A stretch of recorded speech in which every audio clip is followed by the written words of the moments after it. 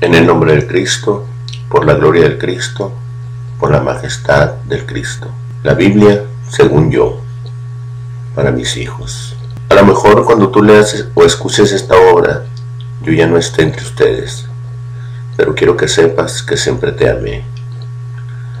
Sé que no fui el padre ideal, pero la verdad es que yo también soy un ser humano e hice lo que pude dentro de mis recursos económicos, físicos, mentales y espirituales. Tal vez la mejor herencia sean estas letras, así que por favor trata de entenderlas.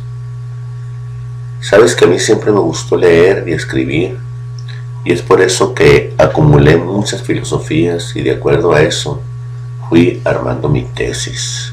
Hay bases en la Biblia que fueron ignoradas o pasaron desapercibidas, como por ejemplo, la gente siempre se pregunta, ¿quién escribió la Biblia?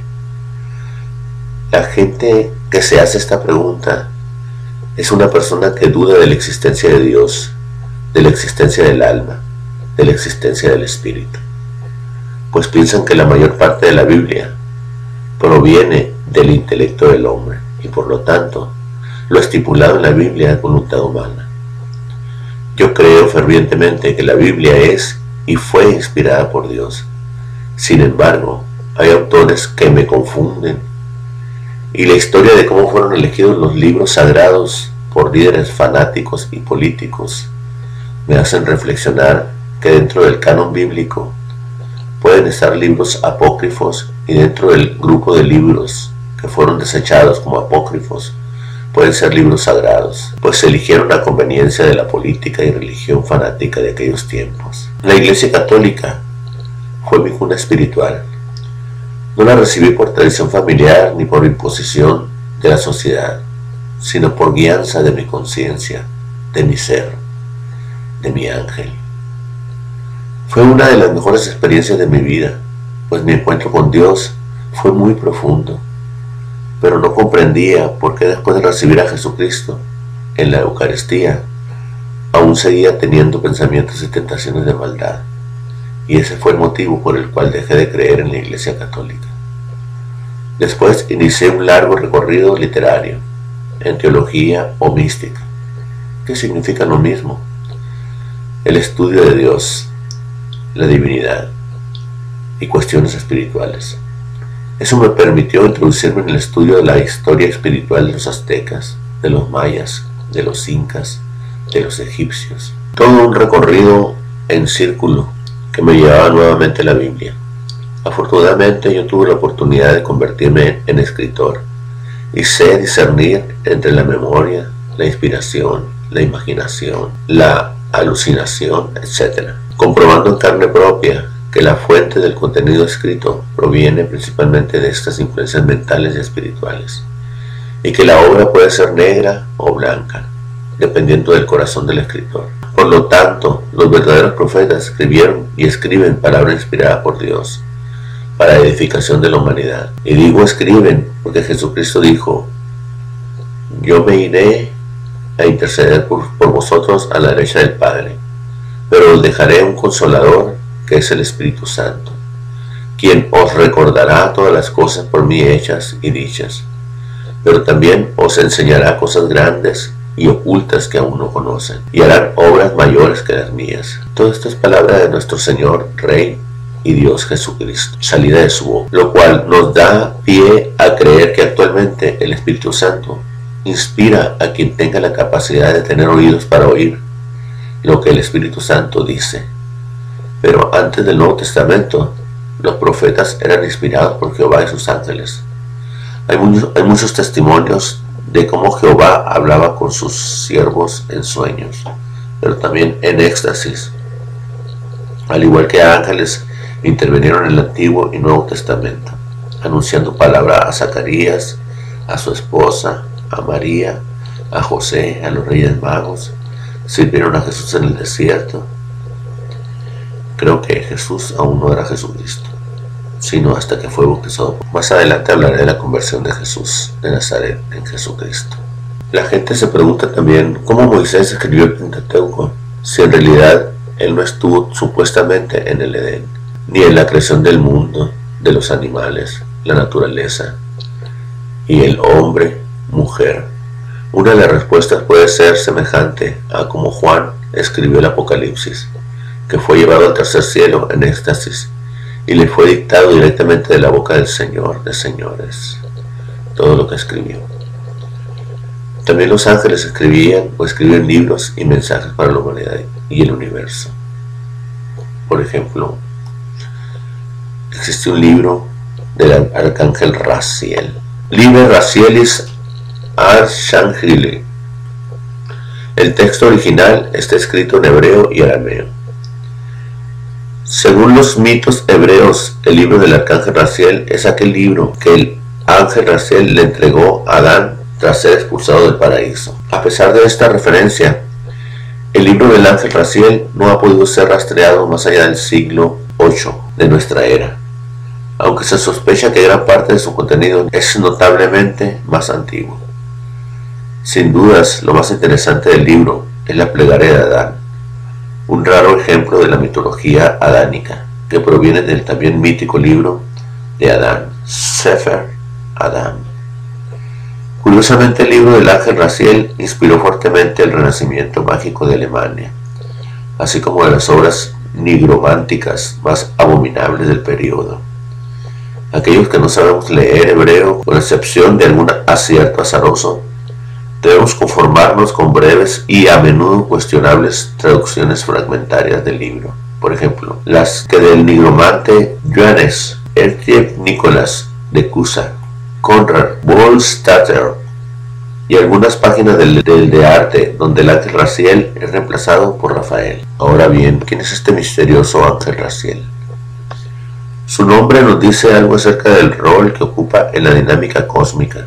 Raziel significa literalmente secreto de Dios, aunque suele aparecer en la literatura mística bajo los epítetos el guardián de los secretos y el ángel de los misterios. Raziel es un arcángel, pero también es un miembro ilustre de los Ophanim, una casta de ángeles que custodia el trono de Dios, y jefe de los Erelim, una raza angélica incorruptible. En algunos textos, Raziel es llamado Gelisur, el revelador de la roca, y se le ubica como el príncipe regente del segundo cielo. Esto es la realidad, inmediatamente inferior a la que orbita sobre Dios. Raziel es sobre todo un ángel del conocimiento. Siempre parece relacionado con alguna revelación a los hombres. Algunas tradiciones incluso sostienen que Raziel es el único confidente de Dios, es decir, la única criatura en el universo a la que Dios se atreve a comentarle sus designios. Adicionalmente, Raziel asiste a todos los Aitot, las criaturas sagradas, que sostienen la creación para algunos, una estirpe de ángeles estructurales, para otros, fuerzas primordiales que el Señor ha colocado para gobernar las leyes físicas que sostienen el universo. Según el mito, Raziel estuvo al lado de Dios cuando Adán y Eva comieron del árbol prohibido.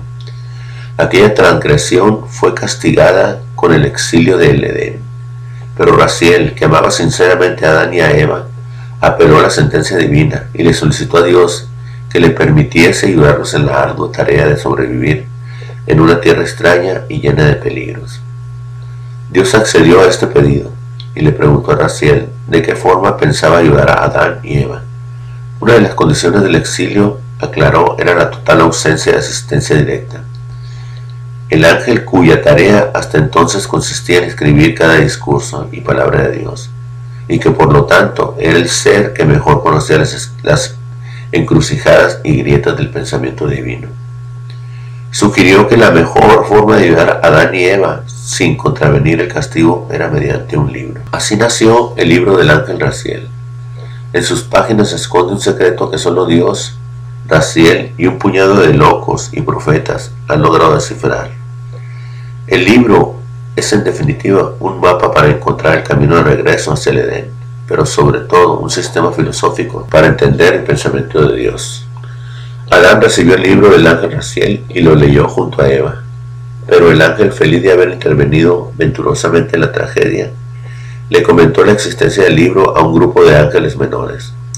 que se sintieron celosos de que Dios les haya entregado ese faro de conocimiento a dos mortales que habían contravenido sus órdenes. Los ángeles atacaron el campamento de Adán y Eva y arrojaron el libro a un pozo sin nombre.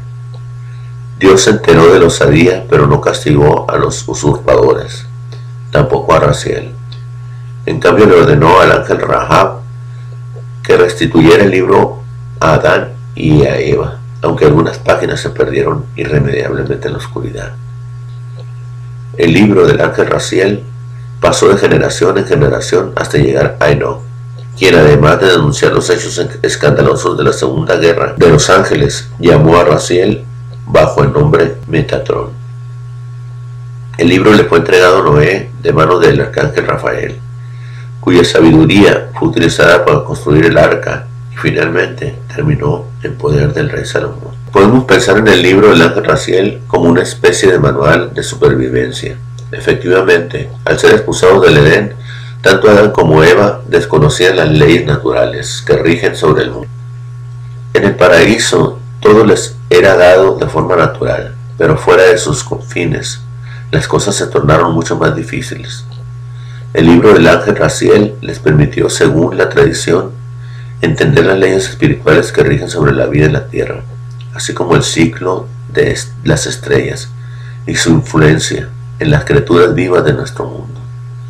Adicionalmente, el libro del ángel Raziel se encarga de explicar el poder de la palabra y de los pensamientos del alma aprisionada en el cuerpo físico. Las 22 letras del alfabeto hebreo funcionan aquí como complejos engranajes, que colocados en el orden correcto son capaces de dominar cada aspecto de la creación.